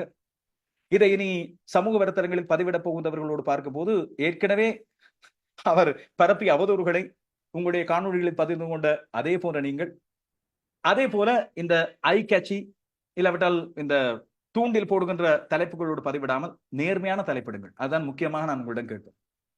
இவர் இப்படி அழுதார், அவர் இப்படி புலம்பினார், கோபப்பட்டார், லூஷன், இப்படியான பதிவுகள் விடாமல் நேர்மையான பதிவேடுங்கள். உங்களது பதிவுகளுக்கு, உங்களது தலைப்புகளுக்கு ஏதாவது ஐடியா தேவையா இருந்தால் தயவு செய்து என்னோடு தொடர்பு கொள்ளுங்கள்.